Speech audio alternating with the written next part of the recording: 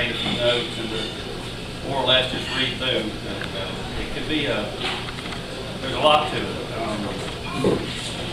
So I'll probably read from notes more than anything. That way I don't say something and not know what I'm talking about. But arthropod-borne viruses, also known as arboviruses, is what I'm going to be talking about.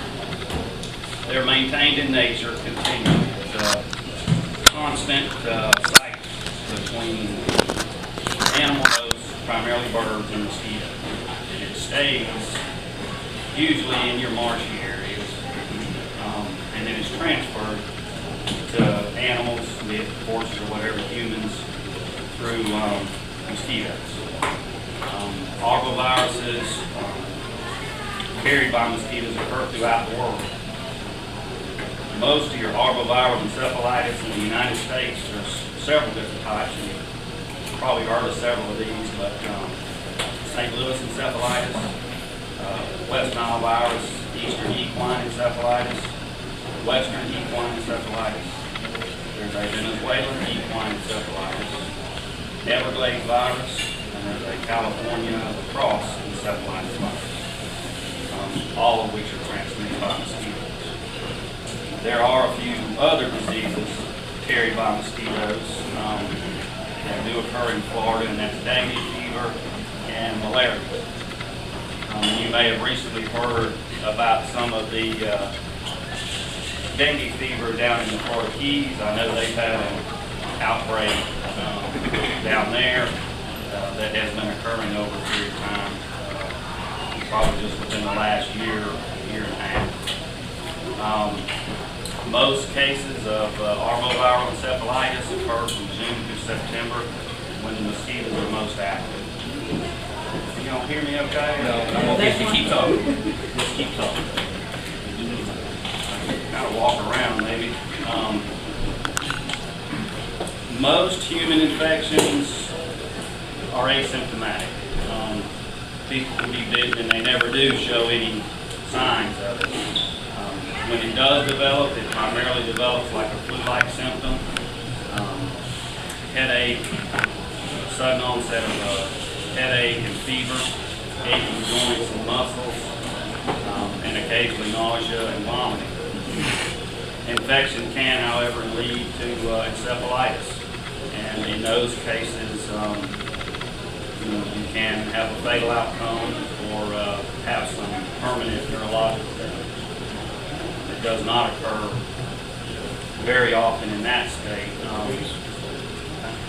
I know that recently we've had a lot more activity with that, and I know one of the statistics on EEE, which is one you've been hearing a lot more about, probably one of the more deadly strains of encephalitis, and that is the EEE, and about 30% of the people who come down with it and do develop neurological problems end up dying. So, because these arboviruses are viral diseases, antibiotics have not been helpful in treatment, and most antiviral agents have not been beneficial. Treatment is primarily just supportive, attempting to deal with the problems such as swelling of the brain, respiratory problems, and then other complications that may develop later, like bacterial pneumonia. There are currently no commercially available human vaccines for these diseases, though there are several types of West Nile virus vaccine in development. A vaccine is available for horses, for EEE, Western equine encephalitis, and the Venezuelan. They as well work not only on horses, but they say for ostriches and emus as well. When it comes to humans, personal and community protective measures are really the only real protection that we have against it. People can protect themselves from mosquito bites, and therefore, these diseases, by doing a few things, mainly around the house and to yourself, that will help keep you from being bitten. The current campaign they have going. You may recall they used to have like the 4Ds or 5Ds.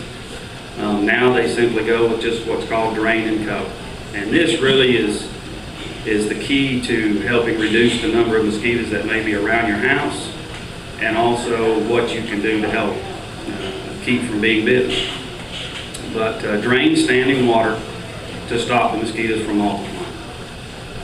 Drain water from garbage cans, house gutters, buckets, pool covers, coolers, toys, flower pots are another one that can easily produce a lot of mosquitoes. You don't realize maybe after the 5 inches of rain, I know we got at my house in the last 2 days, there's going to be a lot of things holding water. So anything that you can do to help eliminate mosquitoes around your house will definitely help.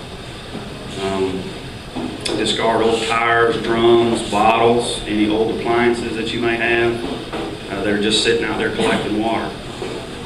Bird baths are another one, and pet bowl waters. They can sit out there for weeks at a time sometimes, and they can breed enormous amounts of mosquitoes. It only takes, I think, like a half inch of water to really produce quite a few mosquitoes. Boats and vehicles. I know my boat sits outside, and once it fills up with a little water or leaves, it stops draining water, and next thing you know, you don't realize that you go back there to use your boat and you clean the leaves out of it, and you got mosquitoes going everywhere. So every little thing like that can definitely help to eliminate some mosquitoes around your house. Swimming pools are another one. There are a lot of these small swimming pools that have come about recently.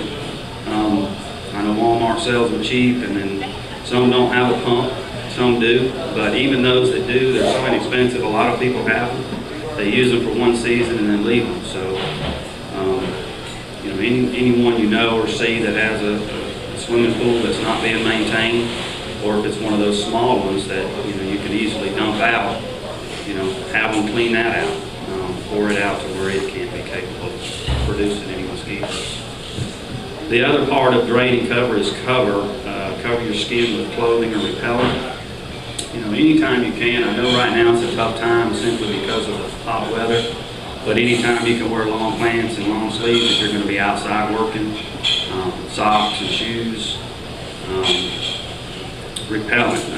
A good mosquito repellent is, if I were going to be outside working right now at daylight or dark, obviously those are the times you want to avoid. The last couple of days, probably just about any time outside, you would encounter some mosquitoes with the cloudy weather and with all the rain. But a good mosquito repellent that has DEET in it, is what's recommended by the CDC.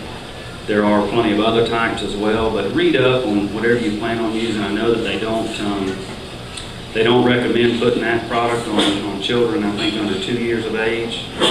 And anytime you're going to put it on your children or grandchildren, it's best to put it on your hands and then apply it to the kids. And they say it's best not to put it on their hands, especially the younger ones. 2 and under, they say, you would probably prefer to protect them with netting rather than putting some of those chemicals on. But I guess on the hands, they're too likely to put their hands in their mouth. So. Cover doors and windows. I know this time of year you probably don't have your windows open, but there are later on in the year